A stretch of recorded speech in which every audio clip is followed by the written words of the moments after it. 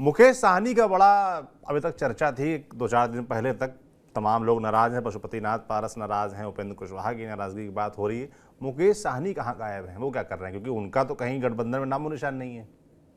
देखिए, मुकेश साहनी जिस तरह का पॉलिटिक्स करते हैं उसमें क्या हुआ है कि मुकेश साहनी काफी एग्रेसिव पॉलिटिक्स करते हैं।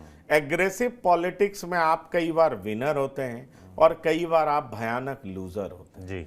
मुकेश साहनी को ऐसा लग रहा था कि बीजेपी उनको बुला करके बहुत ज्यादा सीटें देगी। मैं आपको ये बताना चाहूंगा, मेरे पास इस बात की पुख्ता जानकारी है कि सितंबर, अक्टूबर, नवंबर 3 महीने बीजेपी ने लगातार प्रयास किया था और इनके पास अपने दूत भेजे थे और कहा था कि आपको हम 3 सीटें देते हैं, लेकिन मुकेश साहनी उस समय तैयार नहीं। मुकेश साहनी की मांग थी कि विधानसभा में हमें 40 सीट की गारंटी करो, हमें और बहुत तरह की चीजों की गारंटी करो, तब हम आपके साथ आएंगे। मुकेश साहनी लोकसभा में भी 3 पर तैयार नहीं थे, 5 सीट कम से कम चाहते थे। अब आप समझिए कि इस तरह की मांग तब कर रहे थे, बीजेपी 3 देने को तैयार थी, लेकिन जैसे ही नीतीश कुमार एनडीए के पाले में आ गए, पूरा समीकरण, इक्वेशन, गेम बदल गया। अब मुकेश साहनी के बारे में बीजेपी तो बिल्कुल सीरियस नहीं दिखी। उसने मुकेश साहनी के काट के लिए हरी साहनी को मंत्री तक बना दिया।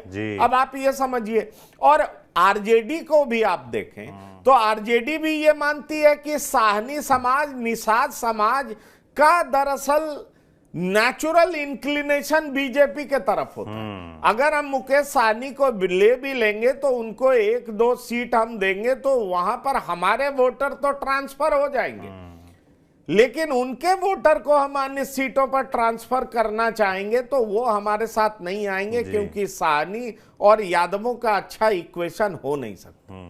और बीजेपी ने मुकेश साहनी से बात नहीं की, एनडीए ने उनको कंसीडर तक नहीं किया। ऐसे में सवाल उठता कि अब मुकेश साहनी क्या करेंगे? तो मुकेश साहनी के पास एकमात्र विकल्प बचा है आरजेडी। अब ये देखना दिलचस्प होगा कि अब आरजेडी भी ये समझ रही है कि हम ही एकमात्र विकल्प हैं, तो आरजेडी अब अपने शर्तों पर राजनीति करेगी ना।